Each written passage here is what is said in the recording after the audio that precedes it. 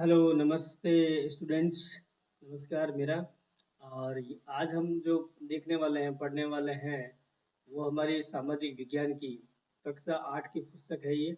इसका प्रथम सत्र की ये किताब है और ये गुजरात बोर्ड की किताब है। जैसा कि हम जो पढ़ाने वाले हैं, ये गुजरात बोर्ड की पुस्तक है। यहाँ हम देख सकते हैं, ये गुजरात बोर्ड की पुस्तक है। इसके बारे में हम पढ़ने वाले हैं। यहाँ पे हम देख सकते हैं इसमें कितने चैप्टर हैं फर्स्ट सेमेस्टर में आपके। तो यहाँ पे हम पहला चैप्टर शुरू करने वाले हैं, ये जिसका नाम है भारत में यूरोपीय प्रजा का आगमन। जो यूरोपीय जो लोग थे, यूरोपियन जो लोग थे, उनका यहाँ पे किस तरह से आना हुआ और उन्होंने आगे क्या किया, इसके बारे में हम ये जानकारी यहाँ से प्राप्त करेंगे। आगे देखते हैं, हम इस चैप्टर को शुरू करते हैं। यहाँ हम देख सकते हैं, ये हमारा पहला चैप्टर है, भारत में यूरोपीय प्रजा का आगमन। पिछली कक्षाओं में हम पढ़ चुके हैं कि वर्षों पहले हमारा देश संसार में अग्रिम पंक्ति पर था, सबसे आगे था। हमारा जो देश भारत है, वो सबसे, जब लाइन बनती थी देशों की, तो सबसे आगे वाली पंक्ति में हमारा देश हुआ करता था। संसार में हमारे देश का महत्वपूर्ण स्थान हुआ करता था। देश विदेश के लोग हमारी संस्कृति और समृद्धि से बहुत ही ज्यादा प्रभावित भी होते थे। ये हमारा देश हम देख सकते हैं यहाँ पे। संसार के बहुत से लोग जो थे, हमारे देश में व्यापार करने आते थे और धन कमाने के लिए बहुत ही ज्यादा आतुर रहते थे, हमेशा तैयार रहते थे। उनकी इच्छा करते रहते थे, इतना लालच उनके मन में हुआ करता था कि एक बार हम इंडिया जाके ट्रेड करेंगे, व्यापार करेंगे और धन कमाएंगे। ऐसे ऐसे लोगों की यहाँ पे, ऐसे ऐसे लोग यहाँ पे, ऐसे ऐसे यूरोपीय लोग भी हुए थे।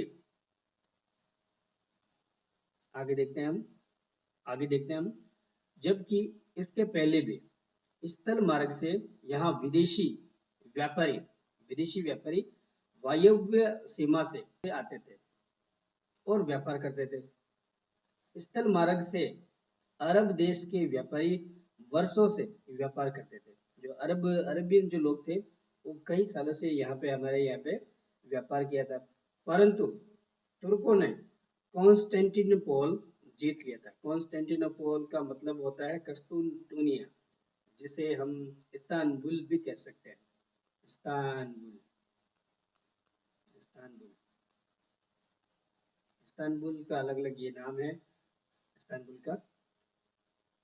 तो यहाँ पे तुर्कों ने इस पर अपना अधिकार जमा लिया। तो अभी इनके ऊपर, इस्तानबुल पर, कॉन्स्टेंटिनोपल पर उनका आधिपत्य हो गया था।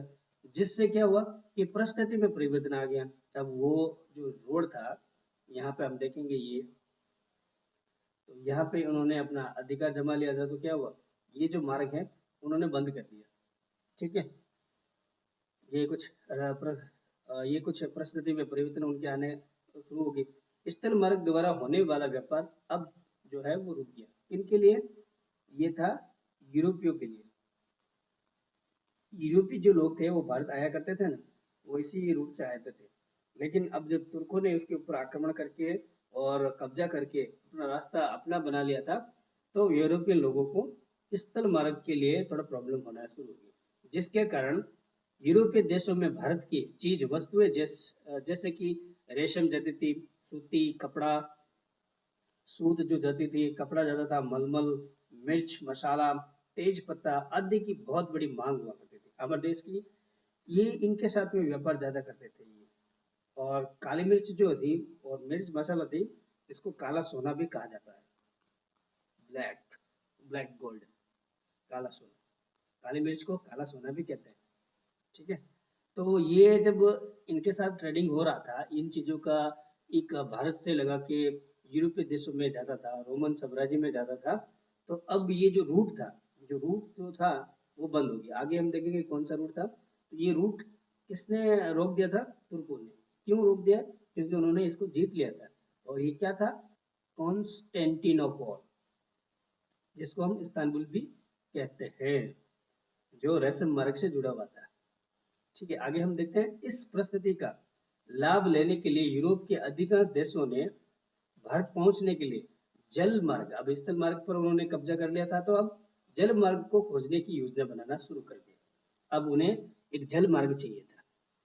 यहाँ हम देखते हैं आगे, ये यहाँ पे रूट है, इसको मैं थोड़ा छोटा कर देता हूँ। यहाँ हम सब देख सकते हैं कि यहाँ हमारा इंडिया है, ठीक है, और ये तुर्क है, तुर्किस्तान, और ये जो है एरिया आपका, ये जो पूरा एरिया ये यूरोप है। तो ये यूरोपियन के लोग जो है वो इस तरह से भारत में आते थे। ये एक रूट दिया हुआ है यहाँ पे, ये जो है अपना लाल सागर है, लाल सागर से होते हुए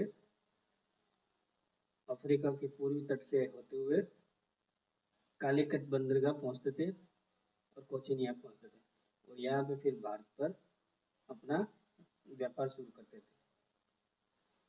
लेकिन ये जो मार्ग था, इस मार्ग पर, ये जो यहाँ पे मार्ग था, इस मार्ग पर तुर्कों ने अपना अधिकार कर लिया, कॉस्टिनो कॉन्स्टेंटिनोपल पर और इस्तांबुल पर, बराबर, कस्तूनतुनिया, ये पूरे एरिया को कस्तूनतुनिया बोलते हैं। तो इन पर अधिकार कर लिया, तो अब ये यूरोपियों को क्या लगा कि ये जो है स्थल मार्ग है, यहाँ से हम जाते थे, बराबर, ये ज़्यादा तो समुद्री मार्ग ही था, लेकिन इस ये थोड़ा स्थल मार्ग भी इसको कहते हैं, क्योंकि इसमें ज़्यादा स्थल के द्वारा यात्रा भी करते थे, ये रूट था।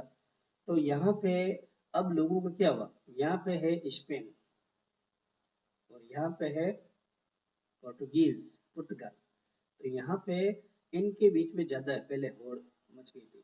और यहाँ पे हम जो एरिया देखते हैं, ये है आपका इटली, वेनिस।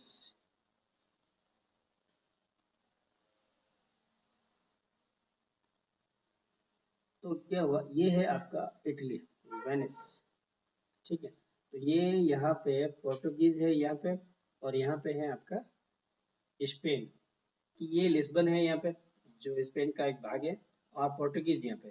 तो इनके बीच में स्पर्धा स्पर्धा हो गई थी, यानी कि कंपटीशन हो गया था कि भाई पहले कौन जाएगा, पहले कौन जाएगा। तो जो यहाँ का जो था वो हेनरी प्रथम था राजा, और पोर्टुगीज यहाँ पे थे, पुर्तगाल।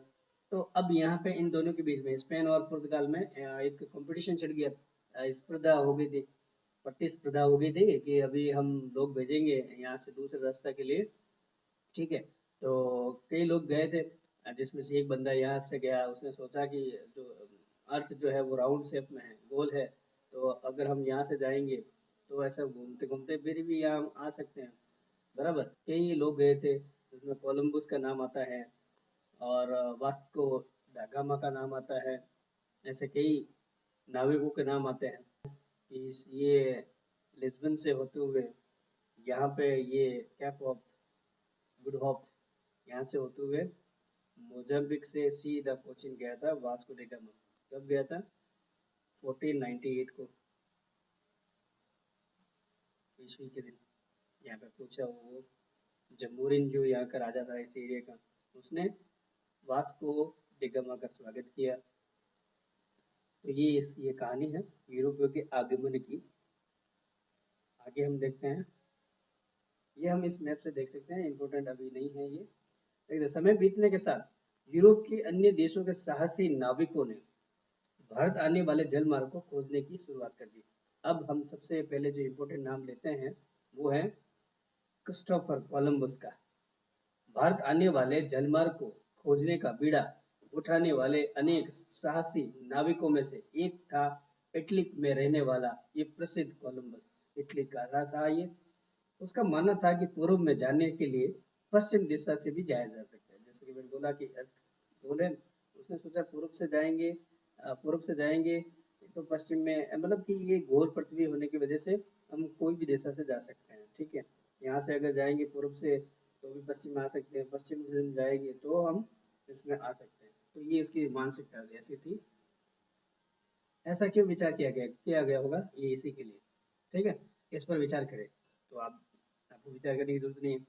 कोलंबस ने 1442 में, 1442 है, ठीक है, में भारत आने के लिए निकला, परंतु अब आकस्मिक रूप से अमेरिका जा पहुंचा।